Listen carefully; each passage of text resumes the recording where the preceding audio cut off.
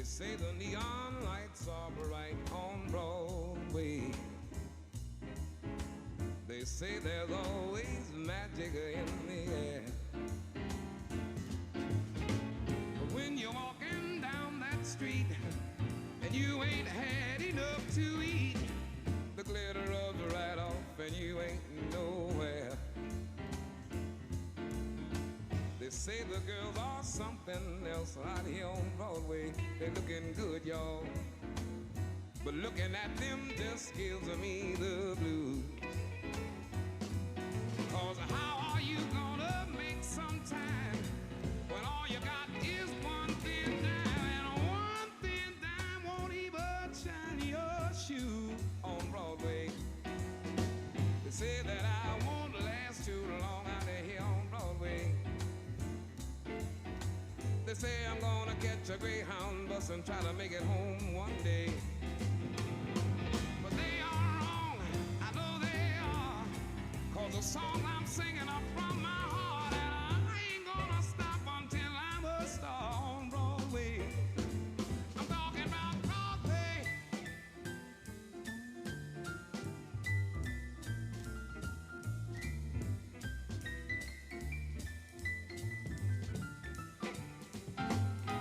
But they are wrong, I know they are, cause these songs I'm singing are from my heart, and I ain't gonna stop until I'm a star on Broadway. Talking about out here on Broadway, y'all. I'm gonna have my name up in lights down around Times Square somewhere out here on Broadway. Looking good on Broadway. Feeling good on Broadway. On Broadway.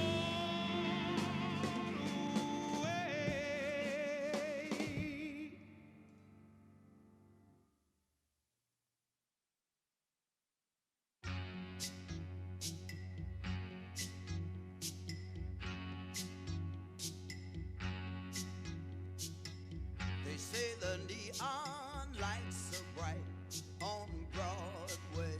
On Broadway. They say there's always magic in the air. On Broadway. But when you're walking down that street and you ain't had enough to eat, the glitter rubs right off and you're nowhere.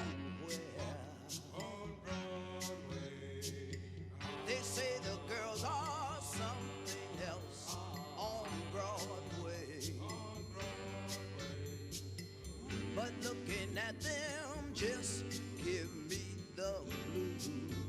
On Broadway. How you gonna make some time when all you have is one thin dime, and one thin dime won't even shine your shoe? On Broadway. They say that I won't last too long on Broadway. On Broadway. I'll catch a Greyhound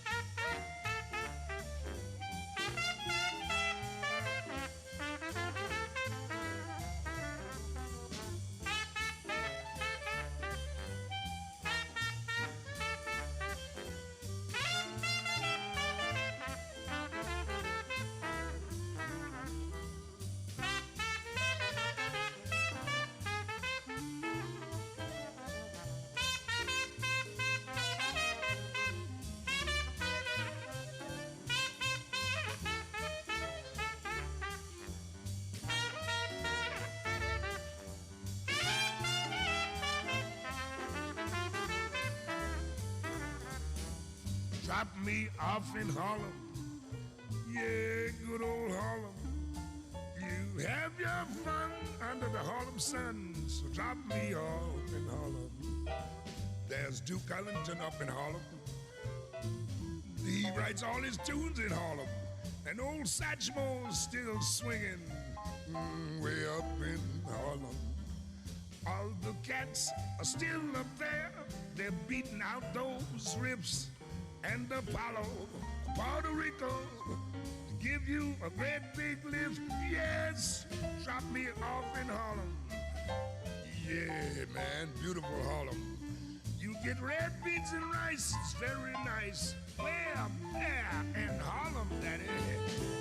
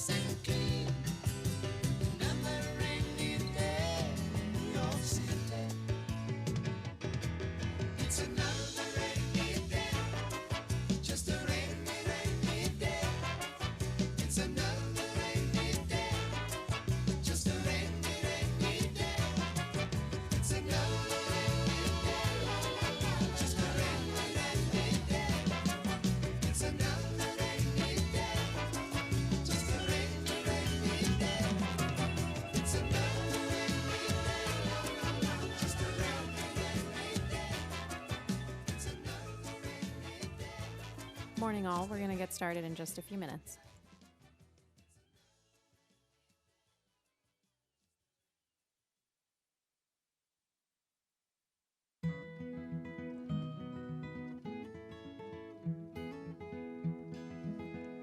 Fog's rolling in off the East River bank like a shroud.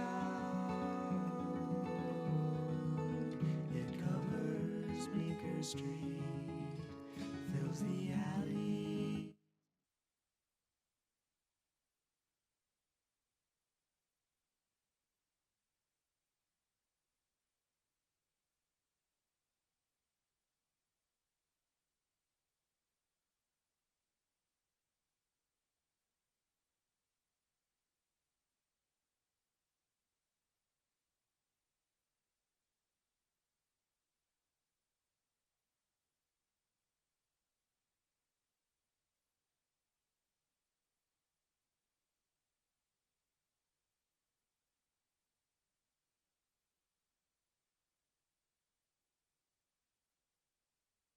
Well, good morning, everybody. We are now toward the end of the first week of phase 3 of our restart, and so far New Yorkers are doing a great job. Phase 3 is going really well, as have phase 1 and 2. This city is devoted to coming back, but coming back the right way. And I want to thank everyone for the hard work. It's not easy, but you're doing things the right way, and it shows, and you'll see it again today when we go over our health indicators in a few minutes. But let's talk about something that's not going so right. And I always like to be blunt with people about the challenges we face. In the last few weeks, a big challenge in this city, and that's gun violence. We have seen some really tough weekends, particularly last weekend, and particularly in Harlem, we saw way too much violence. And it's not something that's acceptable in this city. We cannot have people live in fear. We cannot have our young people in the crosshairs. It's not something we will allow in this city. We have to do better, and this weekend coming up has to be better, particularly in Harlem, where we're focusing a lot of our efforts to change the reality on the ground. Now, you're going to hear in a moment from two key leaders who have been leading this effort on the ground in Harlem, State Senator Brian Benjamin and Aisha Sekou, the CEO of Street Corner Resources. We gathered together with 50 leaders from the Harlem community, with the top officials of the NYPD, with members of my administration, to think about a new grassroots approach to addressing this problem. Everyone agreed on a common vision, working together. And it requires not just police resources, it requires community leadership, the active involvement of clergy, community-based organizations, the Cure Violence movement, crisis management system. All of these pieces need to come together with a vision for turning things around on the ground in Harlem. And it's particularly important to reach our young people who have gone through so much in these last months, to reconnect with them, to give them positive options, to engage them, to hear them. So we will take back our streets in Harlem and all over our city, but we're going to do it from the ground up. We're going to do it with community leadership. Now, starting tonight, you're going to see a combination of things happening. Yes, of course, increased NYPD presence at hotspots, at key locations, more patrol officers on foot, in vehicles, but also more community presence, because that is the key to this. Community leaders, community organizations walking with police officers, showing common cause. The crucial role of the Cure Violence movement and the crisis management system, doing what they do so well, engaging people, figuring out where conflicts may be, mediating, stopping violence before it even happens, engaging young people in a powerful way. Our clergy leaders have been clear, faith leaders, that they're going to actively bring their houses of worship into this, opening up the doors for young people to come in, to meet, to be heard. We're going to have the Parks Department involved, working with community groups, working with NYPD to put on a host of activities over this weekend and beyond to give young people positive alternatives. We're going to have a youth town hall next Friday in Harlem to make sure the voices of young people and their needs are heard. And then a larger effort, a Take Back the Block effort over the coming weeks, grassroots anti-violence effort based on very successful models from recent years of community members making very clear that their blocks, their community belongs to them and needs to be a safe place. So we will break the cycle of violence. We'll stop some of the retaliation that we've seen that has fueled this cycle of violence. And we'll do it, again, the best way anything ever changes, the only way you see profound change from the grassroots up. And leading this effort, two remarkable leaders of and by and for the community. First, I want to introduce the man who brought us all together on that conference call to plot a common strategy and come up with a common vision. I thank him for the extraordinarily constructive, focused work he does every single day. State Senator Brian Benjamin. Thank you, Mr. Mayor. I want to thank you for, number one, engaging with us, engaging with the community. It has been a rough couple of weeks, and one of the things that I think is so important that you understand is that more police does not necessarily mean more public safety. A community-based approach where we have the police and the community, clergy leaders and elected officials and everybody on the street working together to protect our neighborhoods, protect our blocks, that is the key to our success. I want to thank you for that. A couple of important points. You know, I have spent the last couple of days with Sister Aisha Sekou and others, Omar Jackson, Save East Harlem, our Cure Violence group. We've been out there at shooting responses. We are so concerned with some of the gun violence that is happening in our community, and we are committed to being a part of the solution. Everyone has an analysis of the problem. It's more important at this moment that we have solutions, and those solutions include every single one of us. When we had the call, and thank you for listening, a couple of things we talked about. One of the things we talked about that I'm glad that you're doing is you are looking to program our streets. We've closed the streets, which is important, but we have to program them. We have to give our community and our young people something productive to do. That level of investment sends the signal that we care. And as we work on how we have a community policing strategy, which will include law enforcement, but to be clear, law enforcement works for the taxpayer. Our community pays their salary. And I think it's important that we send the signal that we are committed to being a partner in this with law enforcement, but it has to be a true partnership, not one that's based on fear-mongering and some of the things that we have seen. Let me just say, lastly, to your point about walking the blocks, it is important that our young people not only see Black Lives Matter signs and street murals, that they see Black lives on the streets loving and supporting Black lives. And so we're calling on every single community leader. If you live in Harlem, you're a community leader. We're calling on everyone to come out with us, work with us, and let's keep our streets safe. And let's provide more resources to our Cure Violence groups that are doing really important work. Because when I see those young kids out there, Mr. Mayor, it makes me feel safe to know that the kids from the community are standing out there saying, we are part of the solution. We refuse to be part of the problem. So thank you for inviting us, and we'll continue to work together to make New York City safe. Thank you so much, Senator. And what a perfect segue to Aisha Sekou, who has done remarkable work for years as a real leader citywide of the Cure Violence movement and the crisis management system. But she has done legendary work in Harlem, reaching our young people, and Aisha was also one of the folks who inspired the creation of the Black Lives Matter murals all over New York City that started a meeting we had at Gracie Mansion a few weeks ago and was with us yesterday in front of Trump Tower, but most importantly brought a lot of the young people from the community to that historic moment. And I really thank you for that. I think that was the most powerful piece of it to me, to have young people there creating that history. So my great pleasure to introduce the CEO of Street Corner Resources, Aisha Sekou.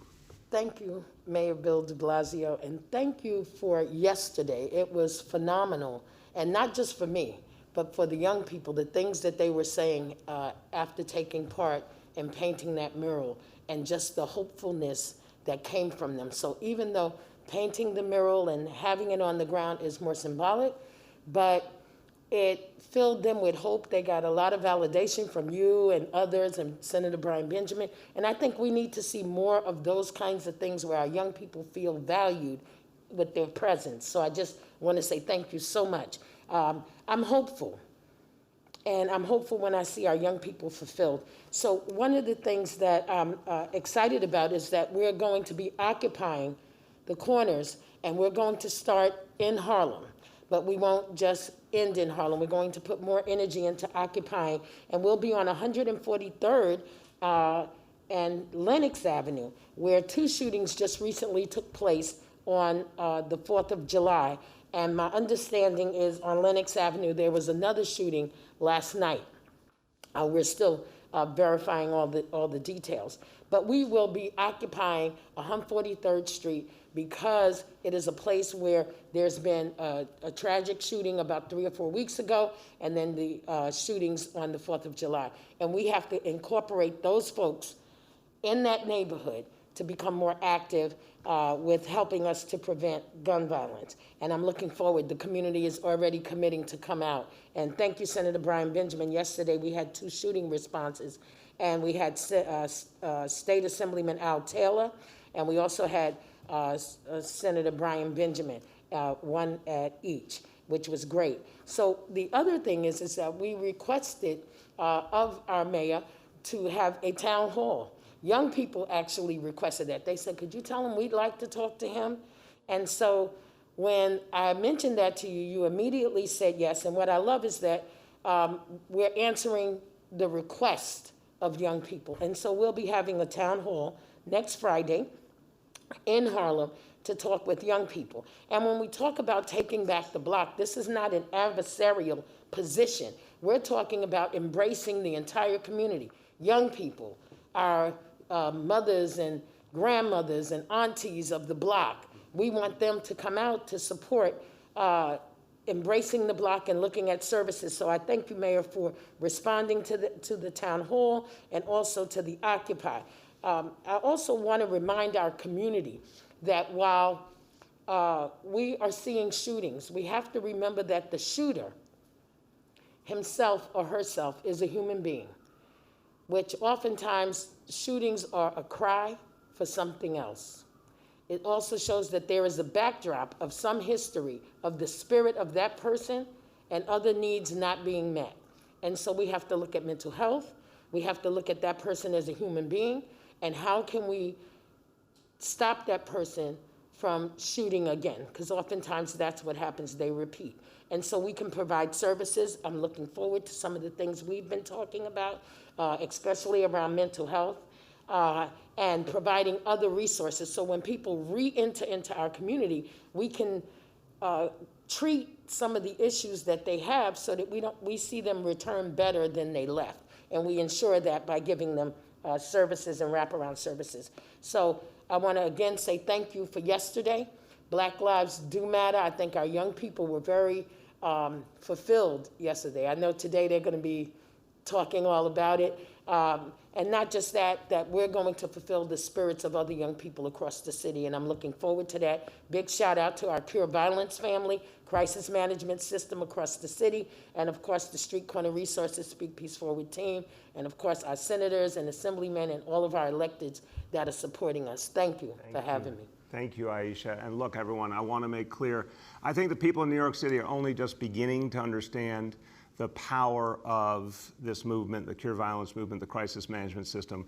But again, it is community people reaching young people in particular, mediating, stopping violence before it happens, really creating the kind of dialogue and support, the mental health support, the things that change the foundational reality. And Aisha made such an important point. No one wants to be caught in a cycle of violence. People need help to break out of it when it exists.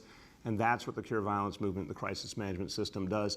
The other point, the Occupy, the corner concept, this is something that has existed for years and years.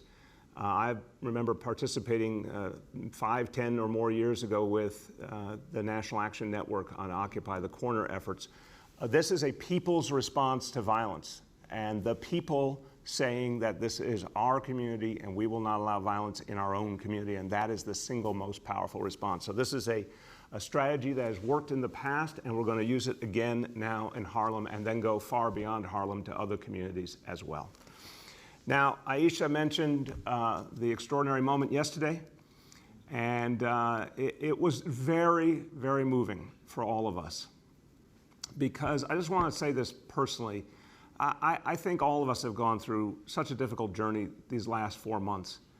And in a different way, we've gone through a very difficult journey in this nation over the last 3 or 4 years, where the notion of love, the notion of healing, the notion of mutual respect seems to be torn apart in so many ways. And yesterday to me was a response to that, a response to the notion that the most powerful voices and platforms in this land have turned to hatred, not to peace and respect and love. And it was important to not just have the Black Lives Matter murals in other parts of the city, other crucial locations, which have also been very emotional and powerful, but this one had a particular meaning because we had to send a message to the seat of power. We had to send a message to the President of the United States that Black lives matter and he cannot do anything to stop that. It's all of the hatred that he propagates, all the efforts that he has created to try and take us backwards, they just won't work. It's too late, we're moving forward. And that's the hopeful, positive message of Black Lives Matter. It is a message that confronts systemic racism and a past that must be reckoned with, but it is not a message, to me, a hopeless message. It is a positive, forward-looking message of righting a wrong and creating a true respect for people's value. And when the president tweeted a few days ago that this mural, look at it, it's beautiful, it's powerful, it's meaningful, but he said that mural would, quote unquote, denigrate the luxury of Fifth Avenue. That was one of the purest statements of racism I've ever heard, and the last place you'd want to hear that statement of racism is from the person who's supposed to represent all of us. But in fact, I think that mural liberates Fifth Avenue. I think that mural ennobles Fifth Avenue. I think it enlightens Fifth Avenue to have those words that really suggest what America was supposed to be about all along but never was, that really talks about equality and valuing each human being. Those were supposed to be our founding principles. They were not realized. Now we're saying we must realize them.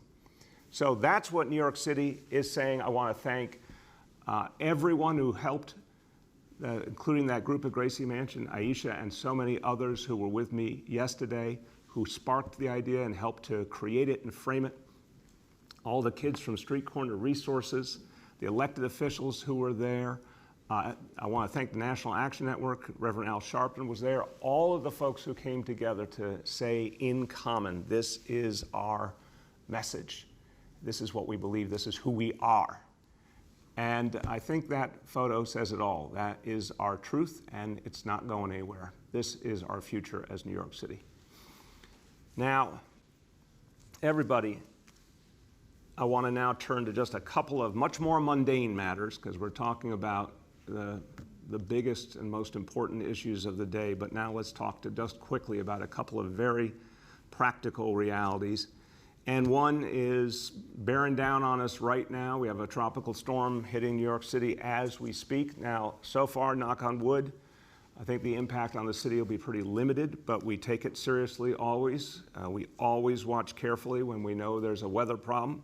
So we expect heavy rain today, lasting into early tomorrow. We expect some pretty heavy winds, and we need people to be ready for that, and some flash flooding in certain parts of the city. So look, be ready for it, and make adjustments to your plans, and particularly to our wonderful colleagues in the restaurant industry who are doing so well with the open restaurants. It's been an amazing initiative, but just want to remind you, tonight's not going to be a great night for outdoor dining, and get your furniture and umbrellas and everything in so they don't go flying away and creating any kind of danger.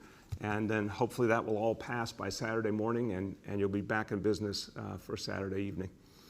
And then on a very mundane but always emotionally important matter to the people who live in neighborhoods and have to grapple with alternate side parking, and it's one of the things over the years people give me an earful on. So the good news is alternate side parking has been suspended through this Sunday, July 12th. We're going to extend that suspension to Sunday, July 19th, and continue to evaluate how that's going.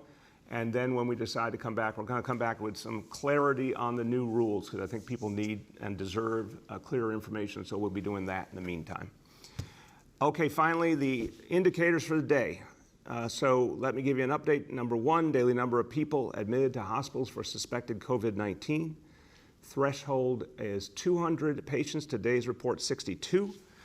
Number two, daily number of people in health and hospitals, ICUs, threshold 375. Today's report is 293. And finally, percentage of people tested citywide positive for COVID-19, threshold is 15%. Today's report, a very good one, 2%. So congratulations again. Every time I give you a good report, I'll remind you it's because of your hard work. A few words in Spanish. Luchar contra la violencia de armas es trabajo de todos. El Departamento de Policía y los líderes de la comunidad tienen que trabajar juntos. Este fin de semana vamos a mantener seguros a nuestros vecindarios y conectar con nuestros jóvenes. Juntos vamos a seguir trabajando para ser la ciudad grande más segura de la nación. With that, we'll turn to our colleagues in the media, and please let me know the name and outlet of each journalist. Hi, all. Just a reminder that we have with us today State Senator Benjamin, CEO of Street Corner Resources, SECU, Deputy Mayor Thompson, Emergency Management Commissioner Criswell, and Senior Advisor Dr. Varma. With that, we'll start with Andrew Siff from NBC.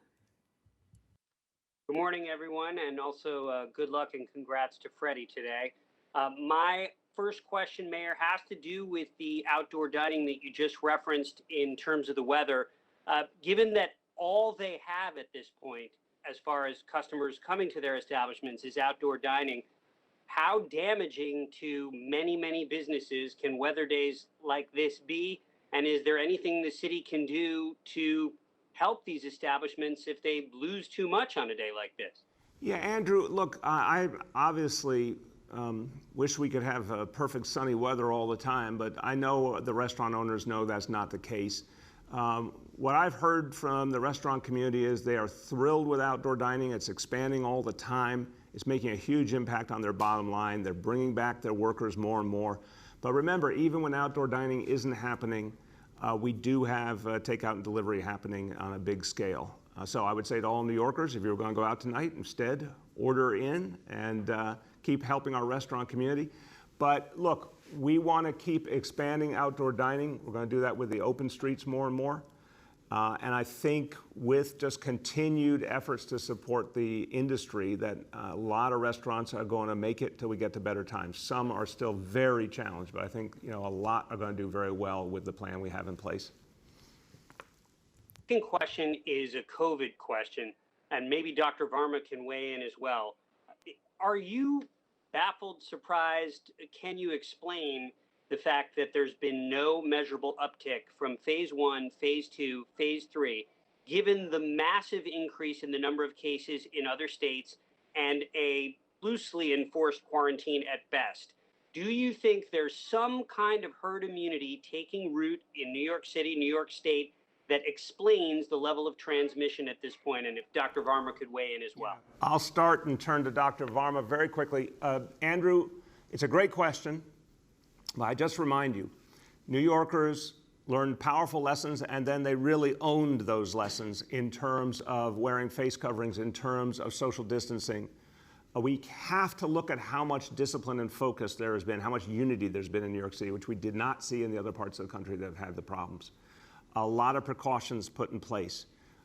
People have been really devoted putting up those hand sanitizer stands, all sorts of things that have helped to keep people safe. And then the test and trace core, huge X factor to have that constant presence out there, working with people, making sure they're safe, making sure they have what they need. Obviously, massive testing. We're up to 40,000 tests a day now, something a lot of other places have not been able to achieve. I think all of these pieces are contributing to why you see sustained progress. Take it away, Dr. Varma.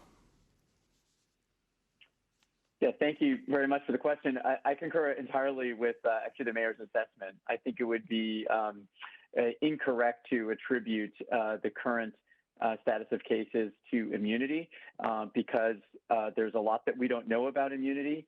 And there's also what we know, which is that the vast majority of New Yorkers actually weren't infected.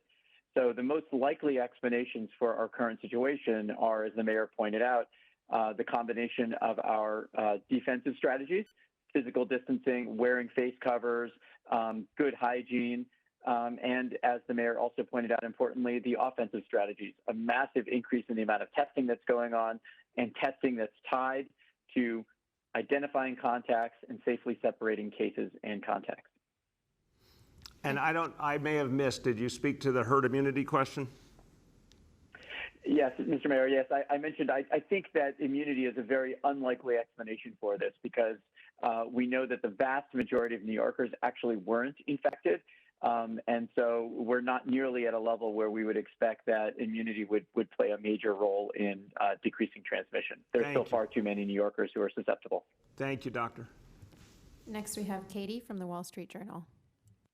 Good morning, everyone. I have two questions, but first, best of luck to Freddie. You earned it. My first question had to do with the announcement on your weekend plans in Harlem. I know you mentioned the Parks Department stepping in, I guess, to provide some programming, but the Parks Department also saw some significant cuts in the budget. Obviously, there's financial issues, but part of that was cutting some staffers like the park rangers and park enforcement agents. So, I mean, would you consider perhaps funding some of these back if they're going to play a role in these larger and broader and important anti-violence initiatives? And then I have one after. Yeah, Katie, look, it's a very good question. Every agency had to find ways to save money. None of it was fun and easy, I assure you.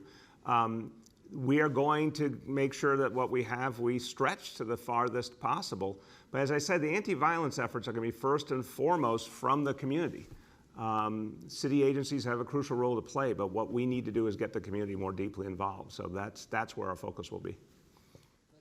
Yeah, please. And my second question, hold on, Katie, one sec. Senator Benjamin. I also think there's a role to play for some of our private entities. There are a number of philanthropic groups, individuals with significant wealth in this city who can step up and play a role here. So I don't think it falls on the city. I think we should be calling on a number of our wealthy individuals to step up and help. So that's part of the conversation that we've been having in our Harlem Community Policing Task Force, figuring out ways to leverage outside donations to help as well. Thank you very much. Go ahead, Katie. And my second one is about Tropical Storm Faye. I know you told us to be ready. If you want to outline a little bit about what the city's doing to prepare, I know especially flooding is a large concern. And one thing on the topic of alternate side parking, I know that storm drains tend. Hold on, Sorry, it's connected because the storm drains, when there isn't as much alternate side parking, the storm drains tend to get clogged with leaves and that kind of thing, and that's where the root of a lot of this localized flooding is. So I don't know if you want to talk obviously we had it a week ago, so I think we're pretty up to date on that front, and there's just been a hell of a lot less litter and material out there because there's been so much less activity. But Commissioner Criswell, you want to speak about any other impacts and precautions we're taking? Yes, absolutely. Katie, we activated our flash flood plan yesterday, which means we've had the Department of Environmental Protection and others out throughout the city clearing the catch basins because we do know that that is a concern across the city. Some of the other precautions that we've put in place, we do have our down tree task force on alert because we do expect that we're going to have some damage to trees because of the winds that are coming in. And we've activated our Emergency Operations Center in a virtual sense. It was activated partially for COVID. Can we hear? Commissioner? Deanne, can we hear you? And it will be activated through tomorrow. Okay. So we can monitor the conditions. Thank you. Go ahead. And respond as needed. Go ahead. Next, we have Nolan from the Post. Good morning. Good morning. Everybody, is this working?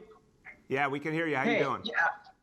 I'm all right. I too would just like to extend my best wishes to Freddie on her last day. I'd like to start with the news that you guys put out yesterday that you're suspending once again all large events in the city through at least September 30th.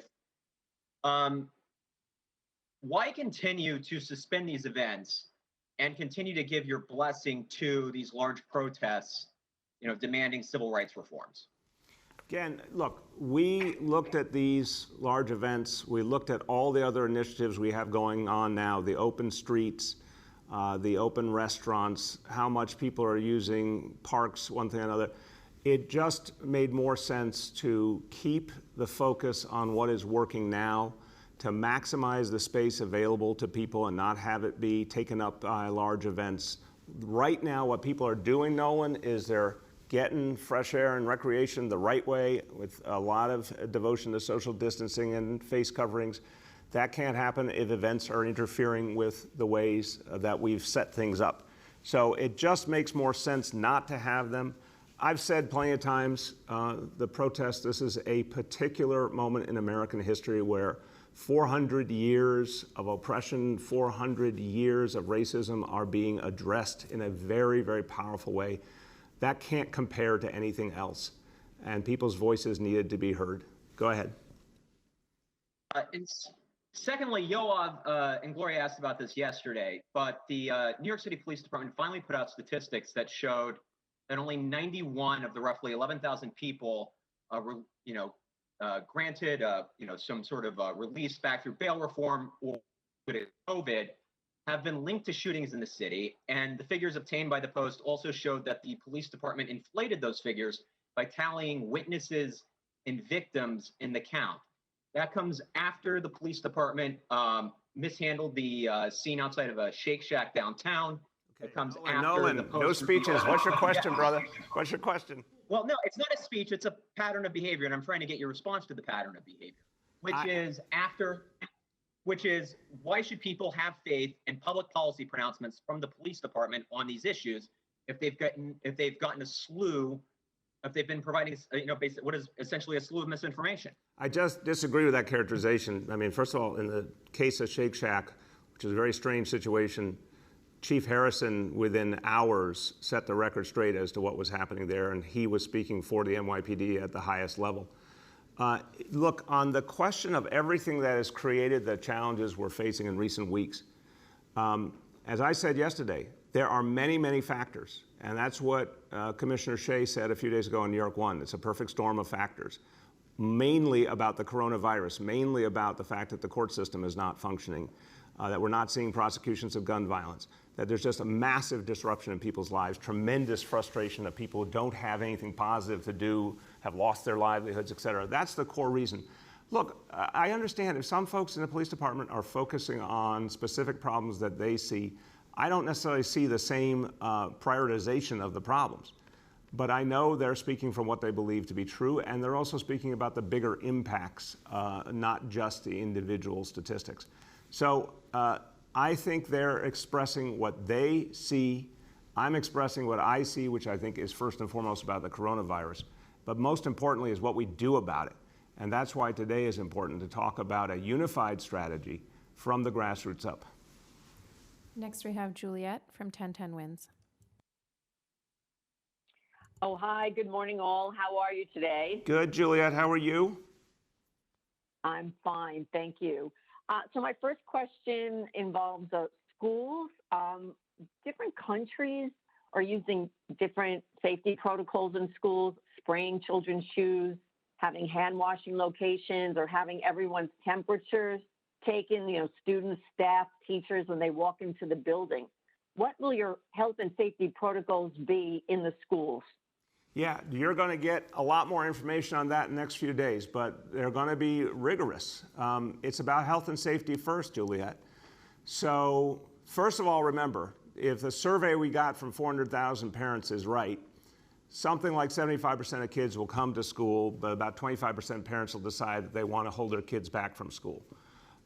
Any kid who's sick, or the message is always going to be, or any adult who's sick, don't come to school. We're definitely going to have hand washing stations and hand sanitizer all over the place, constant cleaning each day, a lot of measures. What we're going to do at entry, we're going to announce shortly.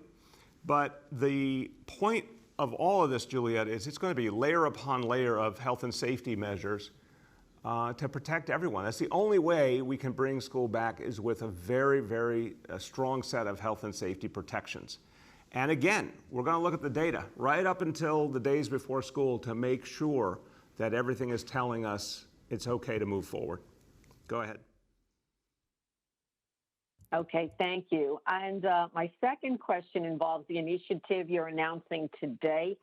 How is this dealing with gangs and the guns that the gangs use, which seems to proliferate a lot of the violence? I'll start, and I think Aisha might have a thing or two to say on this topic because she spent her life working on it. Look, there's two pieces to this equation in a sense, Juliet. The first is, of course, to stop the flow of guns into New York City. This is a constant fight because of what's broken with the laws in this country. that allow the flow of guns so frequently, to get guns off the streets through the NYPD in every way we can. And obviously, I've talked about a lot of times, we need the court system to function, we need the prosecutions to make that happen, but that's one piece of the equation. The other piece of the equation is to stop people who have guns from using their guns, to stop violence from happening to begin with, to stop retaliation, to see a problem coming and intervene and mediate.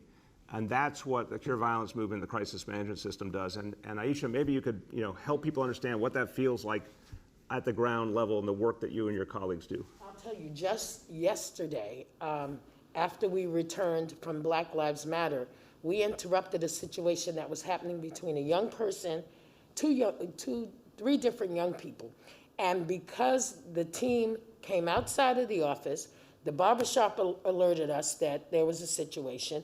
And because of all of us together, even one of the hairdressers, female, in the barbershop, because everybody as a community came out, we were able to interrupt a situation that could have ended in a fatality.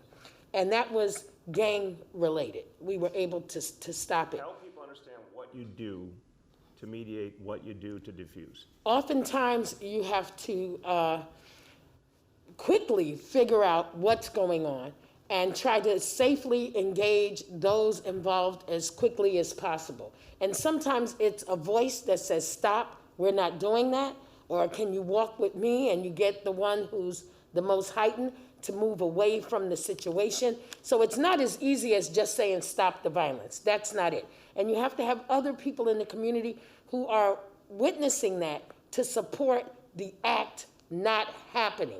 That's key, because the more people are supporting the violent act with cameras up, videotaping negative behavior, the more the people who are ready to fight or shoot become enraged, and it escalates. What we want to do is always de-escalate, bring it down. So cameras down, people talking to each other, encouragement, moving the most heated one away from the situation, and having communal voice. So those are just, without going into a lot of detail, those are just some of the immediate things that people can do and that we do. Oftentimes we have to go in the dark of the night and have deep conversations about what's really going on. Sometimes it's old beefs that the young people don't even know why the beef started. Families who hate the other family, and when you say, well, why are you fighting? They say, well, I don't really know. We never liked each other, but there's no real substance to that. It may have been something that happened 25 years ago. And so sometimes getting to that place where you have that conversation and you say, well, so why are we carrying this on? And then they just go, I don't know, we never liked each other. It's just always been a beef. So it's a place where you have conversation, it's a place where we have interaction, it's a place where the community has voice, and we have to do everything. It's whatever is necessary to save the life.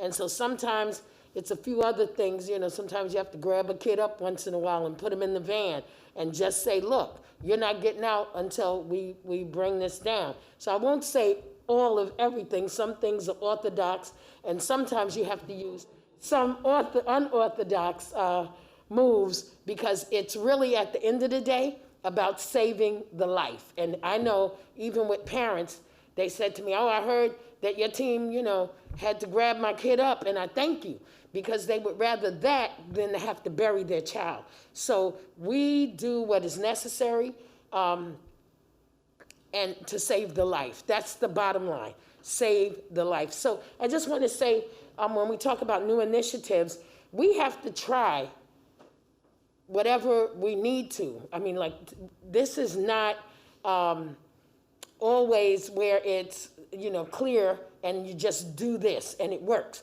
Sometimes you have to try some different things. You give people voice. You bring in the old heads from the neighborhood that can talk to the young people and have conversation. You bring in the grandmas or strong voices that have power with those that are gang affiliated, and they can say, well, I knew him when he was a baby. I used to babysit him. And you bring those voices to the table. And that's what Occupy is about. Street Corner Resources started Occupy in like 2006-07.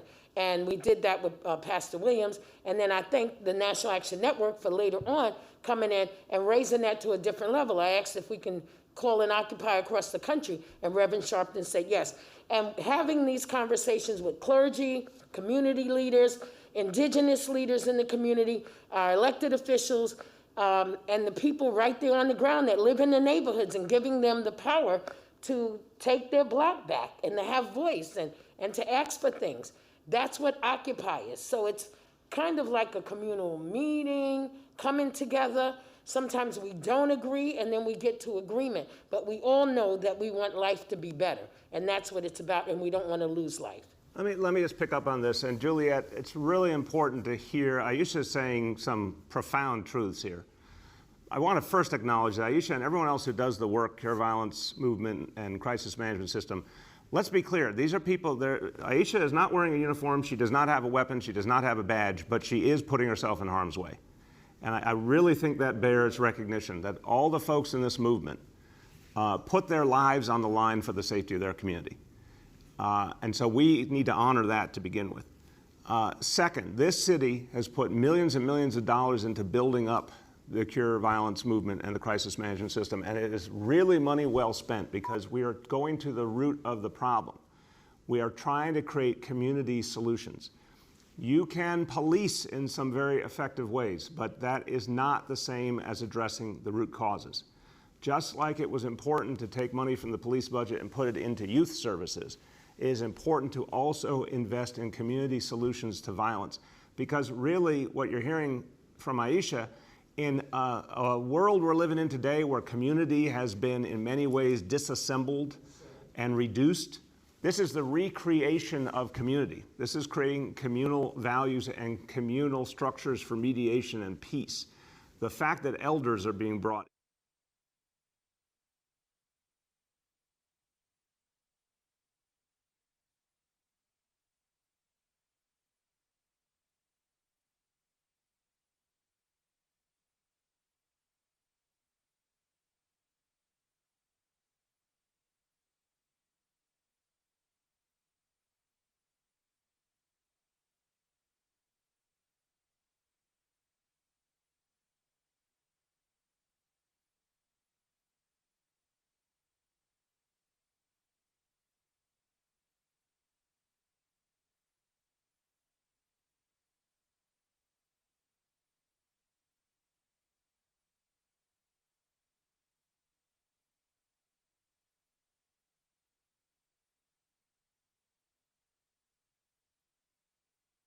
wanted to dwell on this for a moment because it's so important to changing the conversation in this city.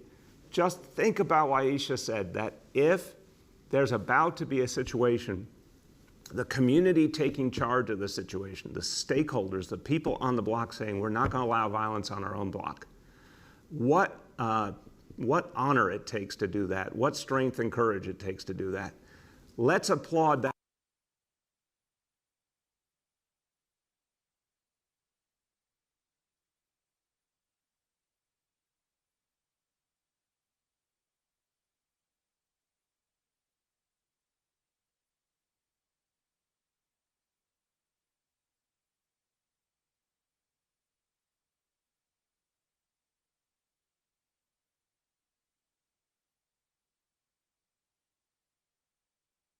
And you like this idea where we said we're going to have meetings and dinners, and not with you, right? But there are going to be some community-led conversations where we're going to meet with them and try to foster peace treaties, try to help resolve beef, try to do the things that makes them know, you know what? Oh, our voice does matter. Our voice does care. We're not out here alone.